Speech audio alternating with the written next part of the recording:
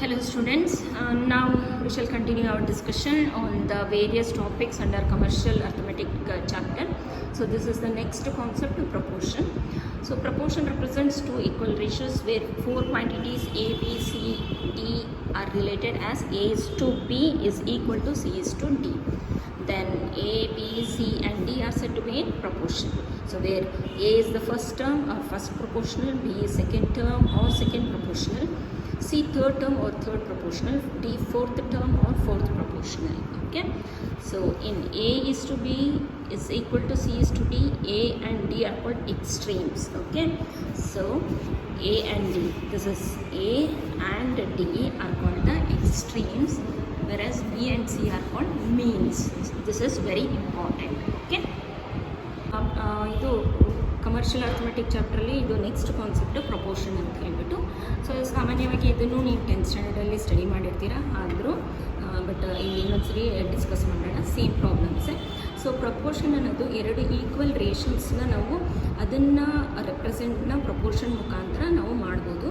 So ಇಲ್ಲಿ 4 quantities ಅಂದರೆ A B C, ಇದು ಈ 4 ಕ್ವಾಂಟಿಟೀಸು ಈ ರೀತಿಯಲ್ಲಿ ಅದು ರಿಲೇಟ್ ಆಗಿದ್ದರೆ ಅದನ್ನು ನಾವು ಪ್ರಪೋರ್ಷನಲ್ ಅಂತ ಕರಿತೀವಿ. ಅಂದರೆ A is to B is equal to C is to D ಆಗಿದ್ದರೆ ಆವಾಗ A B C and D are set to be in ಅದು ಒಂದು ಪ್ರಪೋರ್ಷನಲ್ ಇದೆ ಅಂತ ಕರಿತೀವಿ.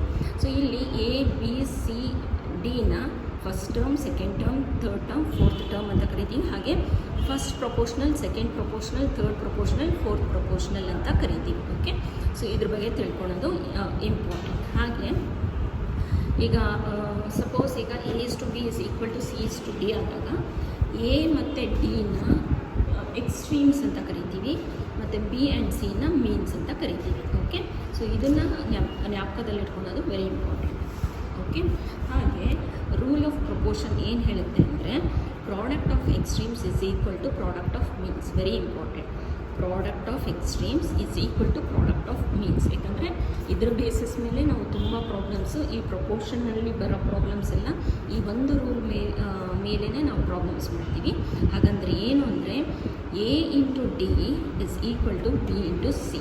So a into d product of extremes is equal to product of means. So if a is to b is equal to c is to d implies a divided by b is equal to c divided by d. So that implies ad is equal to bc ಅಂದರೆ cross multiply ಮಾಡಿ. Okay, so ಈ rule very important. So a is to b is equal to c is to d ಅಂದರೆ a divided by b is equal to c divided by d ಅಂತ ಕರಿತೀವಿ. So ಇದು ಏನಾಗುತ್ತೆ, ad is equal to bc ಅಂತ ಆಗುತ್ತೆ. Okay, so next topic is different forms of proportion. ಅಂದರೆ ಪ್ರಪೋರ್ಷನಲ್ಲಿ ಬೇರೆ ಬೇರೆ ಫಾರ್ಮ್ಸ್ ಯಾವುದು ಅಂತಂದರೆ ಒಂದು direct proportion. So the terms are set to be in direct proportion when an increase in the value of one term is followed by a proportionate increase in the value of another and a decrease in the value of one term is followed by a proportionate decrease in the value of another. ಅಂದರೆ direct proportion ಅಂದರೆ ಏನು ಅಂದರೆ, so ಯಾವುದೇ ಒಂದು ಪ್ರಪೋರ್ಷನು direct ಪ್ರಪೋರ್ಷನಲ್ಲಿದೆ ಅನ್ನೋದು ಯಾವಾಗ ಹೇಳ್ತೀವಿ ಅಂದರೆ, ಯಾವುದೇ ಒಂದು ಪ್ರಮಾಣ ಒಂದು ಟರ್ಮ್ ಅಂದರೆ ಒಂದು ಕ್ವಾಂಟಿಟಿ ಇನ್ಕ್ರೀಸ್ ಆದಾಗೂ ಇನ್ನೊಂದು ಸೆಕೆಂಡ್ ಟರ್ಮು ಅದೇ ಪ್ರಮಾಣದಲ್ಲಿ ಇನ್ಕ್ರೀಸ್ ಆಗ್ತಿದ್ರೆ, ಅಥವಾ ಇನ್ಕ್ರೀಸ್ ಆದರೆ ಅದೂ ಇನ್ನೊಂದು ಸೆಕೆಂಡ್ ಟರ್ಮು ಇನ್ಕ್ರೀಸ್ ಆಗ್ತಾಯಿತ್ತು, ಅಥವಾ ಒಂದು ಟರ್ಮು ಡಿಕ್ರೀಸ್ ಆಗ್ತಾಯಿತ್ತು ಅದರದ್ದು ಸೆಕೆಂಡ್ ಟರ್ಮು ಹಾಗೆ ಡಿಕ್ರೀಸ್ ಆಗ್ತಾಯಿದ್ರೆ, ಸೊ ಆವಾಗ ಆ ಒಂದು ಪ್ರಪೋರ್ಷನ್ನು ಡೈರೆಕ್ಟ್ ಪ್ರಪೋರ್ಷನಲ್ಲಿ ಇದೆ ಅಂತ. ಅಂದರೆ ಸೈಮಲ್ಟೇನಿಯಸ್ ಆಗಿ ಎರಡೂ ಇನ್ಕ್ರೀಸ್ ಆದರೆ ಎರಡೂ ಇನ್ಕ್ರೀಸ್ ಆಗುತ್ತೆ, ಅಥವಾ ಡಿಕ್ರೀಸ್ ಆಗ್ತಾಯಿದ್ರೆ ಎರಡೂ ಡಿಕ್ರೀಸ್ ಆದರೆ ಅಂಥ ಒಂದು ಪ್ರಪೋರ್ಷನ್ನ ನಾವು ಡೈರೆಕ್ಟ್ ಪ್ರಪೋರ್ಷನ್ ಅಂತ ಕರಿತೀವಿ. ಸೊ ಈಗ for example working days and wages paid on daily basis ನೋಡಿ, ಈ ಎಕ್ಸಾಂಪಲಲ್ಲಿ ಕ್ಲಾರಿಟಿ ಸಿಗುತ್ತೆ.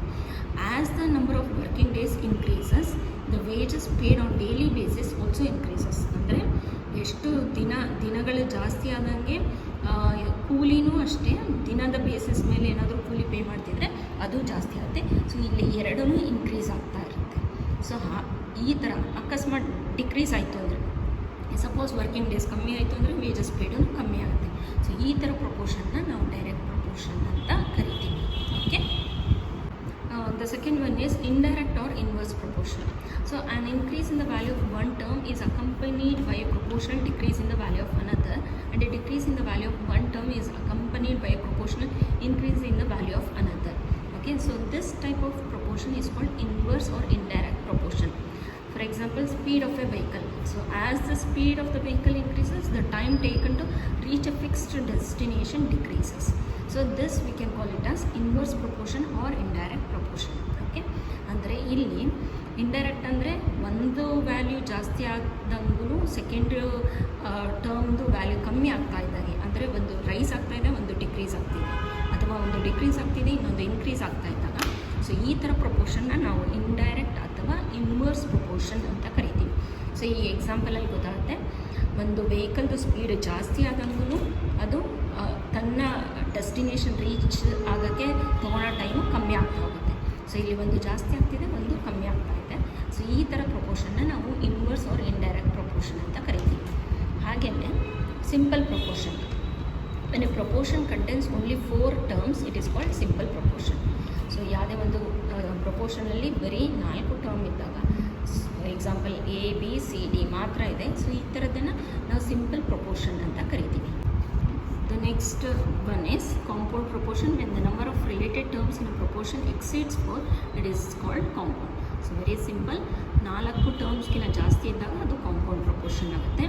Continued proportion is one which contains a chain of ratios. ಅಂದರೆ ಇಲ್ಲಿ ಎಕ್ಸಾಂಪಲ್ ಈಸಿಯಾಗಿ ಗೊತ್ತಾಗುತ್ತೆ, a is to B is equal to B is to c is equal to C is to D is called a continued proportion. So ಇದು continuous chain of proportions ಇದ್ದಾಗ, ಆ ಥರ ratios ಇದ್ದಾಗ. Okay, mean proportion.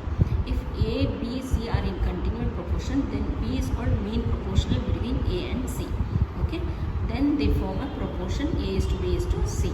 So A is to B na A divided by B ಅಂತ ಬರೀಬೋದು, is equal to B is to C ಅಂದರೆ B divided by C. So cross multiply ಮಾಡಿದಾಗ ಏನಾಗುತ್ತೆ, B square ಆಗುತ್ತೆ, is equal to AC. Therefore B is equal to square root of AC. So the mean proportional between the two terms is the square root of their products. ಹಾಗಾಗಿ ಇದನ್ನು ಒಂದು formula ಅಂತ consider ಮಾಡ್ಕೋಬೋದು. ಹಾಗಾಗಿ ಯಾವಾಗ 3 term ಒಂದು ಪ್ರಪೋರ್ಷನಲ್ಲಿ ಇದ್ದಾಗ, ಆ ಮಧ್ಯ ಟರ್ಮ್ನ ನಾವು ಮೀನ್ ಅಂತ ಕರಿತೀವಿ.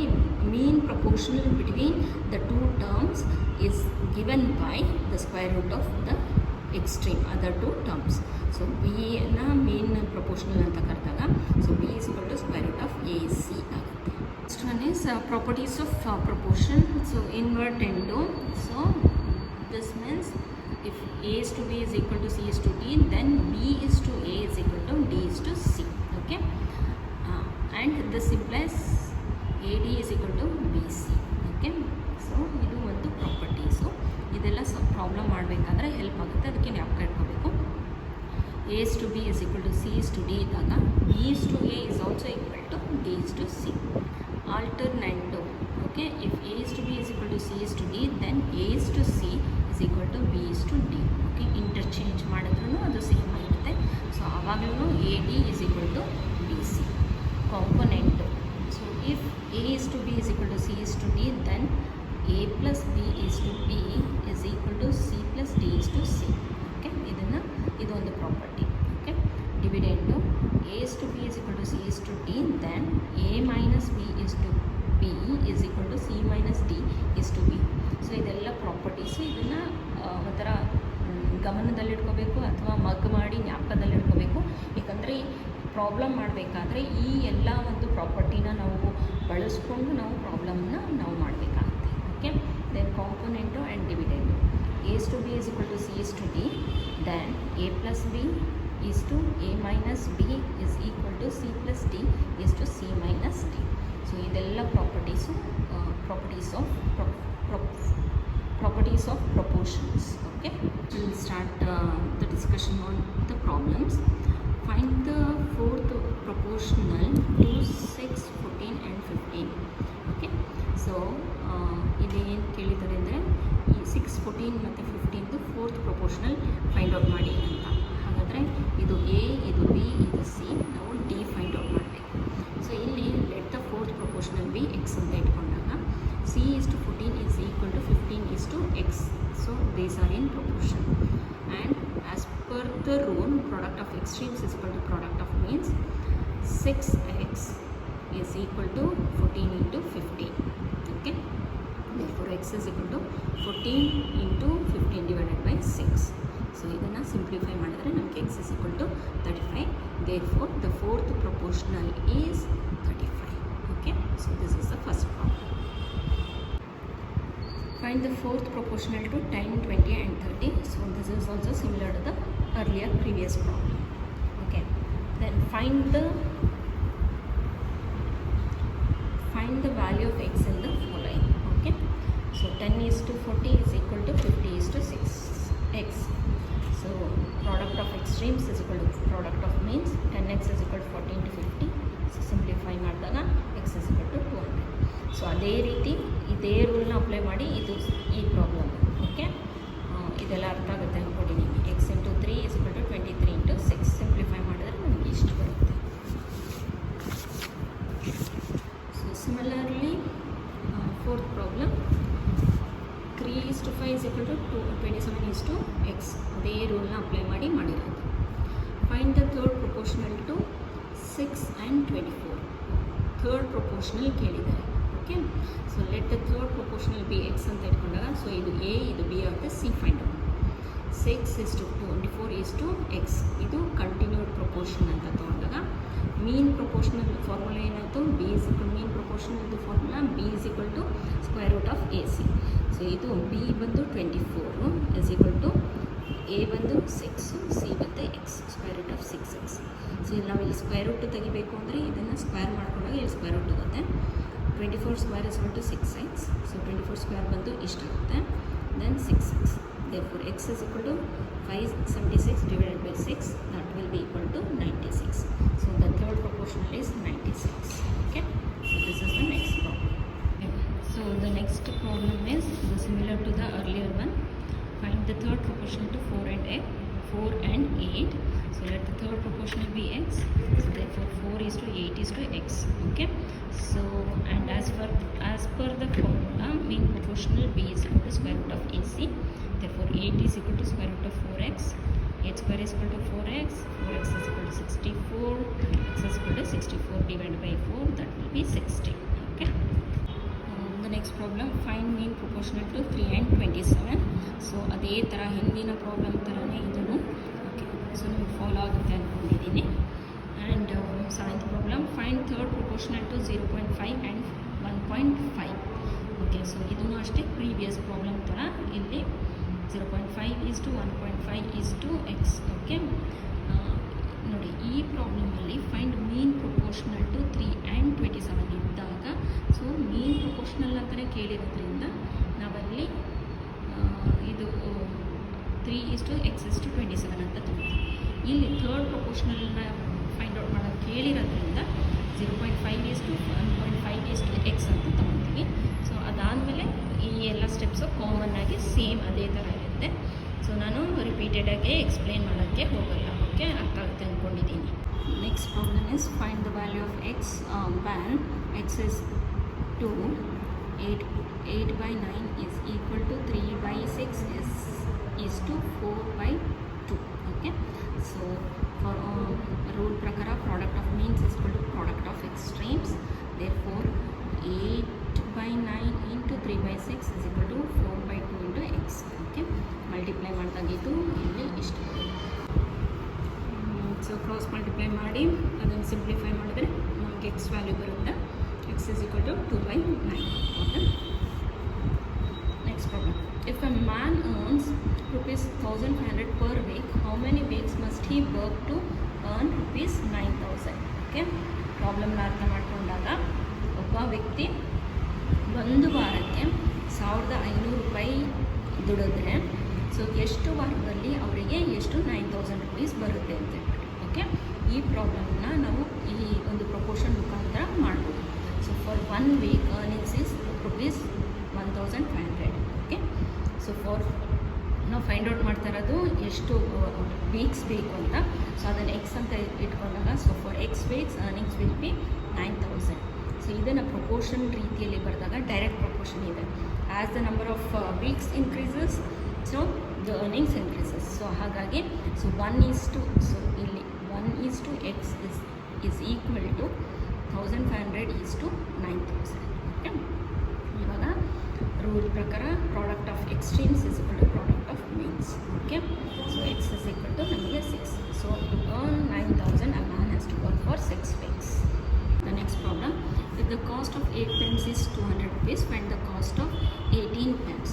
So there the problem of cost of 8 pence or 200, cost of 18 pence question mark. So 8 is to 18. Okay, ಅಂದರೆ ಇದೂ ಡೈರೆಕ್ಟ್ ಪ್ರಪೋರ್ಷನ್. ಪೆನ್ಸ್ ಜಾಸ್ತಿ ಆದಾಗ ಕಾಸ್ಟ್ ಜಾಸ್ತಿ ಆಗುತ್ತೆ. ಹಾಗಾಗಿ 8 is to 18 is equal to 200 is to x. This is x. Okay, so product of means is equal to product of extremes. So solve ಮಾಡಿದಾಗ x value 450. So cost of 18 pence is 450 rupees. Okay, next problem. 5 carpenters can earn 3,600 rupees in 6 days working at 9 hours a day. How much will 8 carpenters can earn in 12 days working 6 hours a day? Okay, so ಇಲ್ಲಿ ಕೊಟ್ಟಿರೋದೇನು, work and earnings relationship forms direct proportion. So as the number of working days increases, earnings also increases. ಹಾಗಾಗಿ ಅದು direct ಪ್ರಪೋರ್ಷನಲ್ಲಿದೆ. ಆಮೇಲೆ ಅವರು ಕೇಳಿರೋದು how much will 8 carpenters earnings ಕೇಳಿದ್ದಾರೆ. So let the required earnings be x ಅಂತ ತೊಗೊಂಡಾಗ, so work ratio ಏನಾಗುತ್ತೆ, ಎಷ್ಟು ಜನ 5 ಕಾರ್ಪೆಂಟರ್ಸು 6 ಡೇಸ್ ವರ್ಕ್ ಮಾಡ್ತಾ ಇದ್ದಾರೆ. ಓಕೆ, ಸೊ ಏನಾಗುತ್ತೆ 6 ಡೇಸ್ ಅನ್ನುವಾಗ ಇಂಟು 9 hours ಪರ್ ಡೇ ಮಾಡ್ತಿದ್ದಾರೆ. ಹಾಗೆ 8 carpenters into 12 days into 6 hours. Okay, so ಏನಾಗುತ್ತೆ 6 ಇಂಟು 9 hours 54 ಇಂಟು 5 270. ಹಾಗೆ 12 6 72 ಇಂಟು 8 576. ಸೊ ಇಷ್ಟು ವರ್ಕ್ ನಡೀತಾ ಇದೆ. ಅರ್ನಿಂಗ್ಸ್ ಏನಾಗ್ತಾ ಇದೆ, ಸೊ 5 ಕಾರ್ಪೆಂಟ್ಸ್ 6 ಡೇಸು 9 hours ವರ್ಕ್ ಮಾಡಿದಾಗ ಅವರಿಗೆ ಅರ್ನಿಂಗ್ ಸಿಗ್ತಾ ಇರೋದು 3,600. ಸೊ ಇಷ್ಟು ವರ್ಕ್ ಮಾಡಿದಾಗ ಎಷ್ಟು ಸಿಗುತ್ತೆ ಅನ್ನೋದನ್ನು ನಾವು ಎಕ್ಸ್ ಅಂತ ಇಟ್ಕೊಳ್ತೀವಿ. So 270 is to 576 is equal to 3,600 is to x. Direct proportion ಆಗಿರೋದ್ರಿಂದ ಸೊ ರೂಲ್ ಪ್ರಕಾರ product of extremes is equal to product of means. So solve ಮಾಡಿದ್ರೆ x is equal to 7,680. Therefore 8 carpenters working 6 hours a day for 12 days earn 7,680 rupees. 4 workers earn rupees 2,250 as wages in 6 days. At the same ratio, how much will 8 workers earn in 9 days? Okay, similar to the previous problem. ಹಿಂದಿನ problem ಥರನೇ ಇದೆ. ಸ್ವಲ್ಪ ನೀವೇ analyse ಮಾಡಿ ಗೊತ್ತಾಗುತ್ತೆ. ಮತ್ತೆ ಅದರ explanation ಬೇಕಿಲ್ಲ ಅನಿಸುತ್ತೆ. So I move to the next problem. 2 numbers are in the ratio of 19 is to 31. On subtracting x from each, the resulting ratio is 1 is to 4. Find x. Okay, so ಎರಡು number. Okay, 19 is to 31 ಅಲ್ಲಿದೆ. On subtracting X from each, ಈ ರೇಷೋದಲ್ಲಿ X ನಂಬರ್ಸಿಂದ subtract ಮಾಡಿದಾಗೆ ಬರೋ ಅಂಥ ratio 1 is to 4 ಆಗಿರುತ್ತೆ. So ಈಗ problem ಪ್ರಕಾರ 19 minus x is to 31 minus x is equal to 1 is to 4. So 19 minus x into product of means is equal to product of extremes. Multiply ಮಾಡಿ ಇದನ್ನು solve ಮಾಡಿದ್ರೆ x value ನಮಗೆ 15 ಬರುತ್ತೆ. Okay, a man cycling at a speed of 16 kilometers per hour reaches a town in 24 hours. How much time does he take to cover the same distance if his speed increases to 20 kilometers per hour? Okay, so here when the speed increases, time taken decreases. Okay, that is speed and time taken are inversely proportional. So idu inverse proportion problem. Speed ಜಾಸ್ತಿ ಆದಂಗೆ time taken decrease ಆಗುತ್ತೆ. So let the time taken B X. ಅಂದರೆ ಅವರು ಏನು ಕೇಳಿದ್ದಾರೆ, how much time does it take. ಯಾವುದು ನಾವು find out ಮಾಡಬೇಕು ಅದನ್ನು ಯೂಶಲಾಗಿ ನಾವು ಎಕ್ಸ್ ಅಂತ ಇಟ್ಕೊಳ್ತೀವಿ. ಹಾಗಾಗಿ ಇಲ್ಲಿ ಟೈಮ್ ಟೇಕನ್ ಫೈಂಡ್ ಔಟ್ ಮಾಡಬೇಕು. ಸೊ ಅದನ್ನು ಎಕ್ಸ್ ಅಂತ ಇಟ್ಕೊಂಡ್ವಿ. So we have speed ratio ಏನಿದೆ 16 ಫಸ್ಟು ಇತ್ತು, ಆಮೇಲೆ ಅದು 20 ರೇಸ್ ಮಾಡಿದ್ದಾರೆ. So 16 is to 20. Time ratio ಏನಾಯಿತು, ಫಸ್ಟು ಅವರು 16 ಕಿಲೋ ಟೈಮ್ ರೇಷಿಯೋ 24 hours ತೊಗೊಂಡಿದ್ದಾರೆ. ಈಗ ಸ್ಪೀಡು 20 ಸ್ಪೀಡ್ ಆದಾಗ ಎಷ್ಟಾಗುತ್ತೆ ಅನ್ನೋದಕ್ಕೆ ಎಕ್ಸ್ ಅಂತ ಇಟ್ಕೊಂಡಿದ್ದೀವಿ.